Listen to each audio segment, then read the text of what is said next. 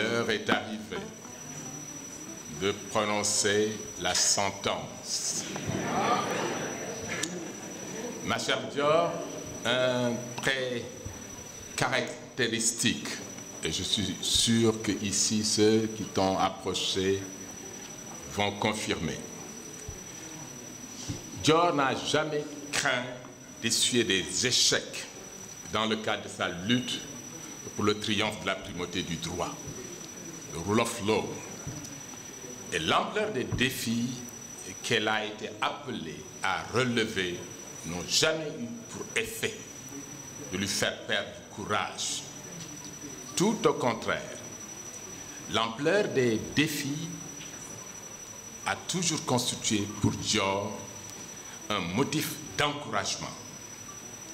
Sa conduite, consistant à tirer des enseignements de ses échecs précédents et mettre en pratique les leçons ainsi apprises, et n'est-ce pas là une excellente approche pour parvenir à se rapprocher du but recherché.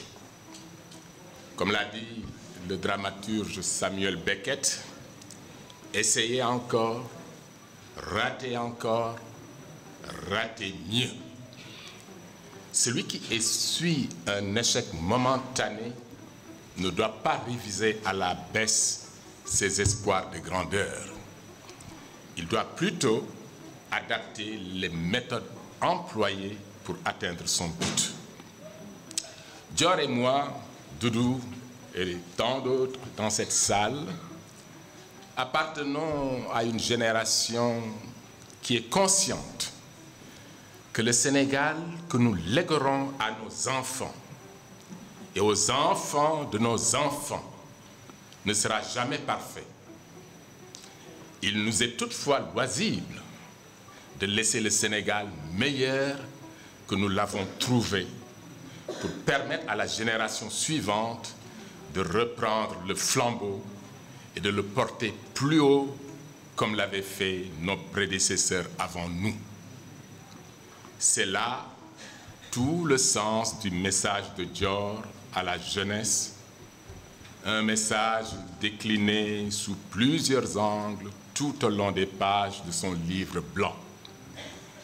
Ce message rappelle les mots d'un sage qui a dit un jour que le prix de la liberté, c'est la vigilance éternelle. Pour clore, je dirais que la lecture du livre blanc de Dior a renforcé ma conviction selon laquelle vigilance, courage et détermination renouvelée sont les maîtres mots qui doivent inspirer nos actions. Dans cette salle, on a évoqué le souvenir de Kéba Mbaye, le souvenir d'Isaac Foster, qui le 7 novembre 1959 prêtant serment comme procureur général près la cour d'appel de l'AOF, disait, et je le cite, « Nul n'est prophète dans son pays. Il m'a fallu attendre 30 ans pour arriver à cette position. Je vois mes jeunes compatriotes, à peine munis d'une licence, qui voudraient se voir au cime de l'institution judiciaire. Il m'a fallu 30 ans avant de devenir procureur général près la cour d'appel. » Et évoquant le souvenir de sa relation avec mon grand-père Thierno Seydou Nourou Tall, à qui son père l'avait confié. Et il a reconnu que ce fut grâce à Thierno Seydou, à Maître Lamine Gueye Blaise Diagne, qu'il a pu continuer son chemin. Mais ce qui m'avait le plus touché, c'est quand il a évoqué le souvenir de sa mère. Le souvenir de sa mère qu'il revoyait avec son balai de brindilles qui nettoyait, mais aussi le sacrifice consenti par ses frères pour lui permettre à lui de poursuivre ses études. Et Foster disait, parce que nous avons parlé de justice ici, il importe de garder toujours en vue que tout jugement rendu ici-bas sera revu demain par Dieu le Créateur. C'est dire combien délicate est la tâche d'un juge. Quand vous juge, comme l'a dit Foster, vous savez que tout jugement rendu ici-bas sera revu demain par Dieu le Créateur. Donc nous ne pouvons que prier pour que les personnes attachées à la justice et aux droits humains, nous puissions continuer à affirmer et sans jamais céder à la crainte notre engagement le plus ferme est d'apporter notre coopération la plus active pour prévenir l'injustice et faire en sorte de l'éradiquer partout où elle prévaut. C'est également un des enseignements que nous avons retenus en lisant le récit de quelques épisodes de la vie de Dior Fall. Assurément, la vie de Dior Fall est un bel exemple à offrir à la jeunesse. Une vie bien remplie et bien trépidante que beaucoup d'hommes lui envieraient dans un monde qui pourtant leur fait la part belle. Cela dit beaucoup sur son caractère. Ma dernière rencontre avec Dior avant de venir à Dakar, ce fut à Fès, où elle a prié au mausolée de Cheikh Ahmed Tidiane Sharif radiallahu ta'ala.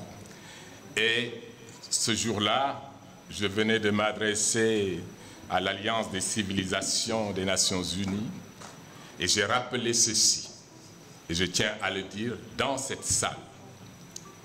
Je relève le défi, ou du moins je défie tout imam qui voudrait me faire croire que l'homme et la femme ne sont pas égaux. Parce que j'ai dit que sans la femme, ma religion qui est l'islam ne serait pas devenue ce qu'elle est. Et cela a commencé avec Khadija, la mère du prophète sallallahu alayhi wa sallam. Et ensuite, qui a fait en sorte qu'il n'y ait pas eu un bain de sang à la Mecque? C'était une autre femme, Salma.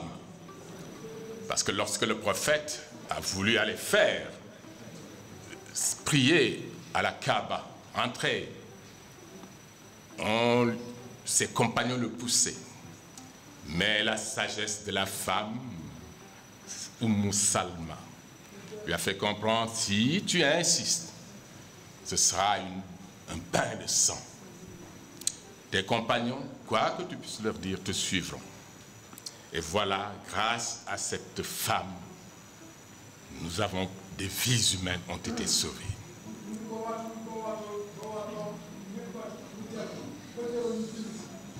Et si on parle également de l'éducation, parce que l'ouvrage de Dior, vous retrouverez tout au long de cet ouvrage l'éducation. Parce que l'éducation, en somme, comme l'a dit Mandela, c'est la clé qui règle tous les problèmes de notre planète. Et ce pays que nous aimons tant, tous, est un pays qui est arrivé là où il est arrivé grâce à l'éducation. N'est-ce pas, mon général? Mais quand on voit le comportement aujourd'hui des uns et des autres, je citerai tout juste cet accident malheureux que nous avons enregistré ces derniers jours. Tout est lié, tout est lié. Et c'est pourquoi nous devons essayer de tout faire pour justement, comme l'a dit le président de l'UMS, retrouver ses repères, faire en sorte que ces valeurs que nous avons perdues, qui sont en train de disparaître, qu'on puisse les restituer. Tu as parlé tout à l'heure du Djom, de la Kersa, toutes ces valeurs qui ont fait le Sénégal. Nous devons nous efforcer. L'autre jour, combien j'ai été choqué lorsqu'une femme parlementaire a été violentée.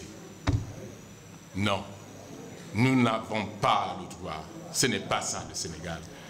Ce n'est pas ça le Sénégal. Le Sénégal est un pays tellement riche de sa diversité. que nous n'avons pas le droit d'errer. Et j'en parle parce que tout simplement, cela me fait mal quand j'arrive dans ce pays et que je vois l'usage qui est fait des réseaux sociaux, quand je vois également même quelque part un discours qui n'était pas présent chez moi et qui est à la limite du discours haineux. Cela est grave, le hate speech. Nous devons nous remobiliser. Nous devons nous remobiliser et cela passe par l'éducation. Nous devons faire en sorte que ces marchands de sommeil, parce que c'est malheureux que nos télévisions, nos radios, de plus en plus manquent cette dimension de recherche qui fait en sorte qu'on ne tombe pas dans les travers. Il faut se ressaisir. Il faut se ressaisir.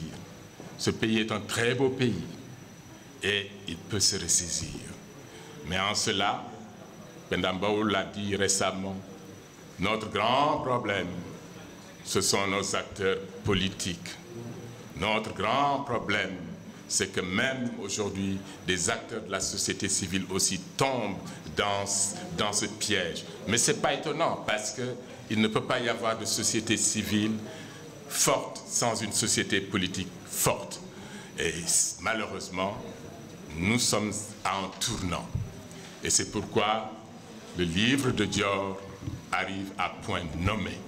Ce livre arrive à point nommé et j'espère qu'il servira de guide aux uns et aux autres.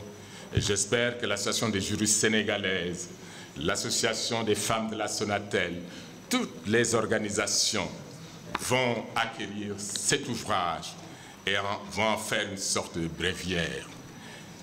Sur ce, je voudrais encore une fois, au nom de ma sœur et amie Dior Fall, vous remercier tous d'avoir répondu massivement à son invitation et aussi d'avoir témoigné. Et le témoignage est important. Et ce n'est pas le procureur d'Oundir qui dira le contraire, encore moins Dior Fall. Et je parle sous le contrôle d'Andrésia Vaz. Donc, votre témoignage, c'est pour l'histoire. Votre témoignage, c'est pour les générations présentes, mais aussi pour les générations futures, qui peut-être même en lisant ce livre pourraient se demander, mais est-ce que cette femme a véritablement existé? Tant il est vrai qu'elle est un modèle de courage, un symbole d'intégrité et de dignité. Je vous remercie.